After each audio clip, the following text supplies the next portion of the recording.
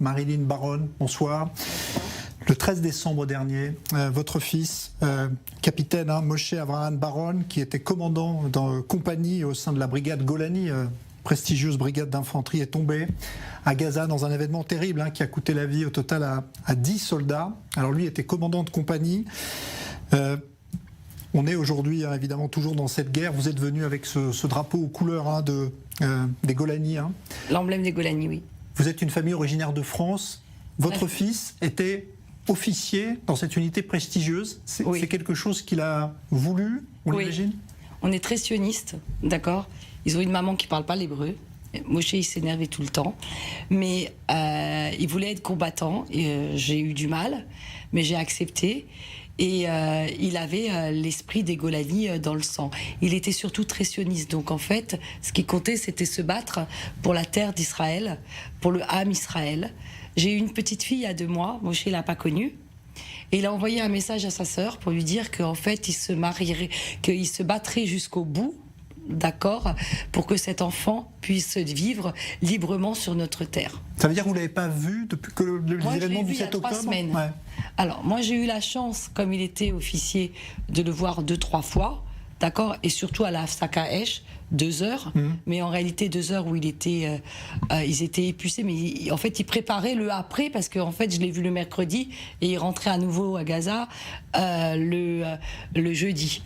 Donc il était en train de préparer les équipes, surtout qu'après il a eu 2 plougas au lieu d'en avoir une, parce que malheureusement on a perdu beaucoup de hauts gradés, d'accord. Le sud, c'est dur, c'est un autre système. Il a été mobilisé dès le 7 octobre, dès que les événements... Non, mon fils, il est de carrière. Ouais. Donc il était déjà... Il était déjà. Ouais. Il a été appelé sur place dès le 7 octobre. Comment ça s'est passé? Il était à Eilat le 7 octobre, donc parce que comme beaucoup de nos Chayalim étaient en vacances, donc il a été appelé, il est arrivé après au bar Golani tout de suite.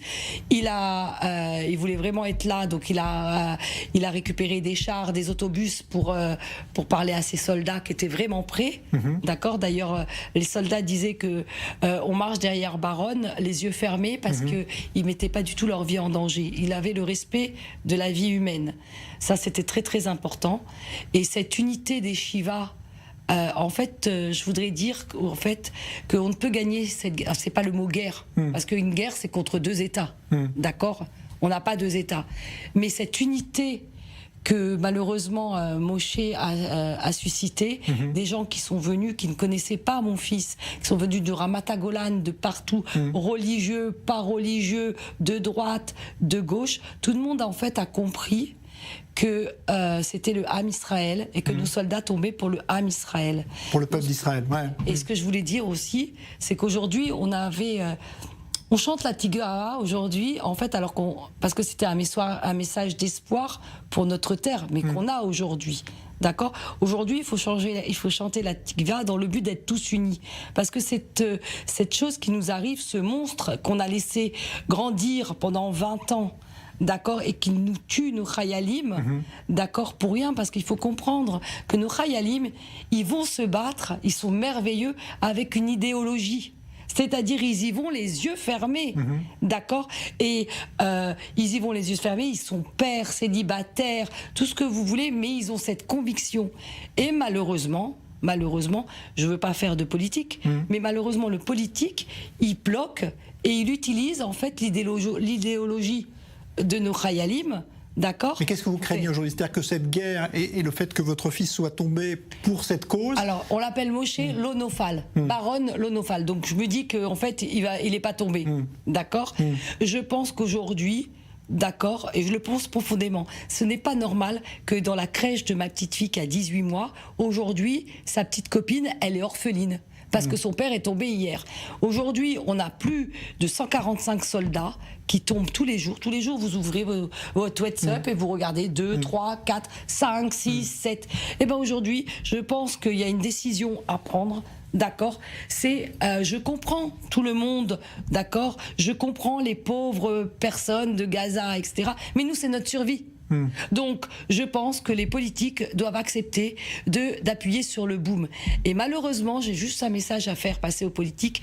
Simoir, j'ai du mal à dire ça, qu'il a raison. Il a été éduqué, il nous connaît mieux que nous connaissons, c'est ce qu'il dit, parce qu'on est incapable, d'accord, d'appuyer. Seulement, je rappelle à tout le peuple d'Israël qu'il faut être unis, d'accord, que nous avons deux choses entre les mains, une chose qui est peut-être pas compréhensible par tout le monde, même ceux qui sont athées, nous avons Hachem Ibarach, enfin, on doit avoir la Imouna, moi la première, sinon je deviens folle, d'accord. Deux, nous sommes un pays avec une bombe atomique. Voilà, j'ai rien à dire. Personne ne doit habiter cette terre, d'accord. Personne, d'accord, ne doit habiter cette terre si ce n'est pas le peuple juif. C'est dur, ce que je vous dis. Non, mais bon, on peut comprendre votre sentiment. Vous avez mon fils unique, vécu ça de très près.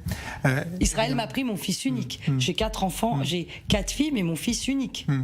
Mais aujourd'hui, quand vous entendez parler, bon, il y a le Premier ministre tout à l'heure qui a répété que cette guerre ira jusqu'au bout, jusqu'à l'élimination du Hamas. Ça, c'est l'objectif d'Israël. Quand vous entendez parler d'un possible accord pour libérer les otages, parce qu'il y a cet autre aspect le Premier aussi. ministre, il dit, très bien, je veux l'élimination du Hamas. Très bien. Mais est-ce que vous pouvez m'expliquer, vous, la différence qu'il y a entre une femme qui a perdu un enfant il y a une dizaine d'années et moi? La douleur, elle est la même. La seule différence, c'est qu'en fait, on a élevé un monstre. Alors, le Premier ministre, il dit l'élimination du Hamas. Très bien. Si c'est sur la terre, il n'y a pas de problème. Mais en dessous, on a une ville. Alors moi, ce que je demande au Premier ministre aujourd'hui, c'est de détruire cette ville souterraine, d'accord, qui coûte la vie à des Khayalim aujourd'hui. Comme je vous ai dit, ils se battent avec ils sont merveilleux, une idéologie pas possible. Mais je comprends aussi la douleur. Je comprends la douleur des parents des otages. Je la comprends mieux que... Je ne peux pas vous dire, je comprends votre douleur. Mais malheureusement, on est arrivé aujourd'hui à des vivants contre des gens... Alors ça ne va pas vous plaire, mais eux, ils ont un espoir, simplement. D'accord ? Les autres, c'est une réalité. Ils sont vivants. Et malheureusement, on ne sait même pas dans quel état ils sont. Mais nos Khayalim, ils se battent, ils oublient tout, ils ont une force. Non, je pense que le Premier ministre aujourd'hui ne peut pas comprendre, tant qu'on n'a pas un enfant au front, d'accord, on ne peut pas comprendre ce que c'est que les cauchemars d'une mère qui ne dort pas pendant plus de 60 jours, qui ne peut pas comprendre quand on tape à la porte et on s'imagine que son enfant est blessé, qui ne peut pas comprendre que quand on va ouvrir la porte, on va nous dire, on arrive à dire il n'est pas pris en otage. Parce qu'un haut gradé pris en otage, c'est un cauchemar. Que en fait, à qui on annonce à une mère que son enfant est tombé et qu'elle demande « Est-ce que vous avez le corps ? Est-ce que c'est une question normale ?» Non. D'accord ? Donc aujourd'hui, je demande à tout le peuple d'Israël, droite, gauche, religieux, pas religieux, d'être unis pour qu'on gagne cette bataille qui est complètement anormale, d'accord ? Et qu'on protège la vie de nos Khayalim. On ne va pas redevenir esclaves. On va pas redevenir esclaves. C'est pas possible. C'est un tout petit lopin de terre. Il est à nous. Donc vous souhaitez que cette guerre aille jusqu'au bout, mais plus rapidement. Mais aucune Hafsaka, c'est-à-dire... D'ailleurs, excusez-moi, Jean-Charles, quand on a eu la Hafsaka Esh, personne ne s'est étonné de comprendre que en fait, c'était un otage contre tant. D'habitude, c'est un otage contre au moins 3 chiffres. C'est-à-dire 300, 400. C'est comme si je vous dis, vous avez un appartement à Tel Aviv à 200 000 shekels. Il y a une faille. Et le B.A.B.A, c'était quoi ? C'était de récupérer les bébés. Il est où, mon petit Kfir ? On les a pas eus. Non, ils ont eu le temps, en fait, de se refaire. Donc il n'y a pas d'Afsakaesh. De toutes les façons, si c'est pour l'unité internationale, c'est pas grave, personne nous aime. Et nous sommes le pays où coule le miel, d'accord, et le lait. Donc on a besoin de personnes, on a Hachem Ibarach, on doit vivre dignement et protéger la vie de nos soldats et de toute la mémoire de nos soldats. Une Hafsakaesh, ça serait du mépris pour les vivants qui se battent tous les jours et qui dorment pas, qui sont fatigués, qui sont épuisés, et le mépris pour ceux qui sont morts, et le mépris aussi pour ceux qui sont morts à la rave party. On n'a pas le droit. À un moment donné, il faut dire et réveillez-vous. Si vous n'êtes pas capable d'appuyer sur un boom, sur un bouton, eh ben, je ne sais pas quoi vous dire. Merci pour ce message qui est celui d'une mère qui, évidemment, a payé un prix trop lourd, sans doute. Je ne suis pas la seule. Bien sûr, c'est-à-dire, bien sûr. Je pense à toutes ces familles détruites. Tous les jours, il y a des familles détruites.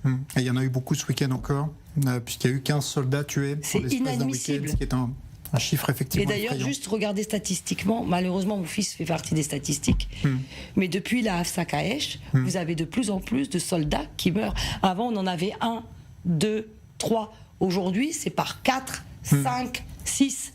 C'est qu'il y a un problème. Merci, Merci. Marilyn Baron, d'être venue témoigner. On pense évidemment très fort à vous, à votre famille et à votre fils, Moshe Abraham Baron, qui a été promu major, hein, je crois, après Oui. son acte héroïque donc, dans ce combat qui lui a coûté la vie. Merci à vous Merci d'être venu beaucoup. témoigner ce soir. Au revoir. Merci à vous.